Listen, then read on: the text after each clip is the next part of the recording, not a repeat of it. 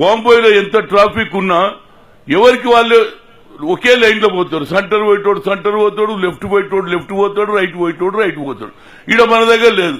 Right పోయేటోడు left కుంటాడు, ఆయన మోకలు ఇట్లా అని కొట్టేస్తాడు. ఇక యాక్సిడెంట్ కాకుండా ఎట్లయితుందండి?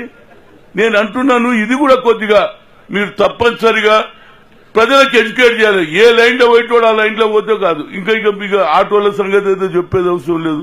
వాళ్ళకు ఫ్రీ హ్యాండ్ ఎక్కడన్నా వెళ్ళిపోవచ్చు. ముందు పై వెళ్ళిపోతే సరిపోయి. మా పత్రికా మిత్రులను కోరేది ఒకటి ఉన్నదా, క్రైమ్ చేసిన వానికి మీరు ఎక్కువ ఎందుకు చూపిస్తారా బాబు?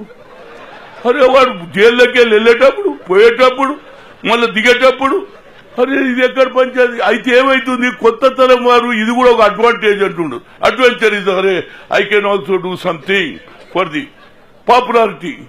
వాడు ఇవి చూసి కూడా క్రైమ్ చేస్తున్నాడండి. మీరు జర తక్కువ చూపించురా బాబు, నిజం చెప్తున్నా. వాడు బయటికి రాగానే వాడు హీరో, వానికి ఫ్రీ హ్యాండ్. హోటల్లో పోతే తిండి ఫ్రీ, పాన్ షాప్ లో పోతే పాన్ ఫ్రీ. పోలీసు వాళ్ళు కూడా సలాం కొడతాడానికి, అన్నా బాగున్నా క్యా అన్నా.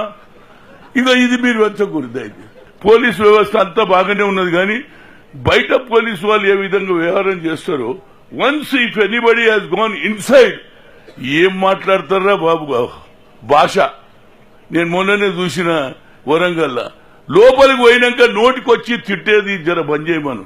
కమిషనర్ గారు మంచిగానే ఉంటారా, బయట ఎంత మంచిగా హనుమంతరావు గారు బాగున్నారా అంటారు. సపోజ్ నేను ఏదైనా ధర్నా చేసినాక లోపలికి పోయినాక మా పరిస్థితి కూడా అదే. ఏం భాష ఏం భాష.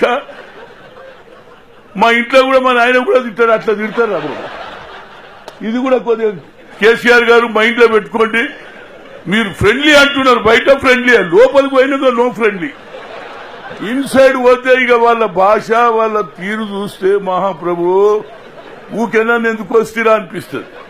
కొద్దిగా ఎక్కువ మాట్లాడినా ఏమని అనుకోరు, కానీ సీఎం గారు మాట్లాడితేనే కదండి సీఎంకు తెలిసేది, లేకపోతే అందరు భజన చేస్తే ఎట్లా తెలుస్తుంది. ఏదైనా నాకు ఈ అవకాశం ఇచ్చినట్టు మీ అందరికీ నా హృదయపూర్వక ధన్యవాదాలు.